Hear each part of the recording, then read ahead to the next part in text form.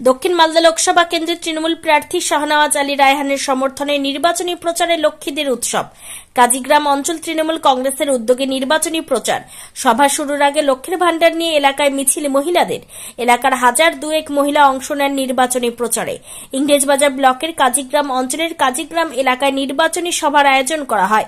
উপস্থিত ছিলেন মালদা জেলা পরিষদের সভাধিপতি লিপিকা বর্মন ঘোষ, দক্ষিণ মালদা কেন্দ্রের তৃণমূল কংগ্রেস প্রার্থী শাহনওয়াজ আলী রায়হান, কাজীগ্রাম গ্রাম পঞ্চায়েতের প্রধান মধুমন্তী কর্মকার, মালদা জেলা তৃণমূল কংগ্রেসের সাধারণ সম্পাদক প্রসেনজিৎ ঘোষ, অঞ্চল তৃণমূল কংগ্রেসের সভাপতি সত্যজিৎ চৌধুরী, ইংরেজবাজার পঞ্চায়েত সমিতির পূর্ত কর্মাধ্যক্ষ অর্পিতা দাস, অঞ্চল অবজারভার হীরালাল সরকার সহ অন্যান্য তৃণমূল নেতৃত্ব।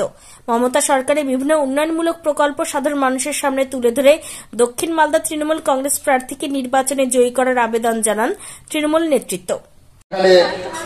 লোকসভার ভোট, এই নির্বাচনে আপনি কাকে ভোট দেবেন সেটা নির্ভর করছে তার উপর আগামী দিনে ভারতবর্ষ কেমন হবে।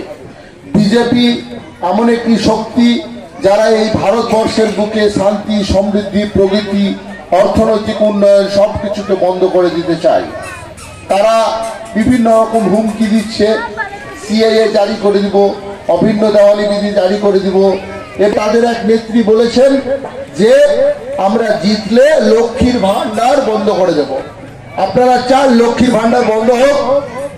জোরে বলুন, আপনারা কি চান? কাজীগ্রাম অঞ্চলে মহিলারা যে লক্ষ্মী ভান্ডার পাচ্ছে মাননীয় মুখ্যমন্ত্রী সে সকল মহিলাদের নিয়ে, এবং শুধু লক্ষ্মী ভান্ডার নয়, দলের মেয়েদের নিয়ে এবং বিভিন্ন ধরনের প্রকল্প যারা নিচ্ছে সুবিধা পাচ্ছেন মাননীয় মুখ্যমন্ত্রী, সে সকল মহিলাদেরকে নিয়ে আমরা একটা সভার আয়োজন করেছিলাম। এই সভায় আমাদের শাহনওয়াজদা, আমাদের দক্ষিণ মালদা লোকসভা ছিলেন। আমরা বিপুল পরিমাণে মহিলাদের কাছে সাড়া পাচ্ছি, তারা লক্ষ্মী ভান্ডার দিদি যেভাবে তাদের সহযোগিতা করেছে। এত সুন্দর প্রকল্প কোনো রাজনৈতিক দলের চিন্তাধারায় আসেনি, একমাত্র মাননীয় মুখ্যমন্ত্রী তাদের জন্য যে ভেবেছেন, এর জন্য দিদিকে অসংখ্য সাধুবাদ জানাচ্ছেন তারা, এবং আমরাও সাধুবাদ জানাই দিদিকে। আজকে আমাদের এই bureau report, news for Bengal. This channel does not promote or encourage any illegal activities.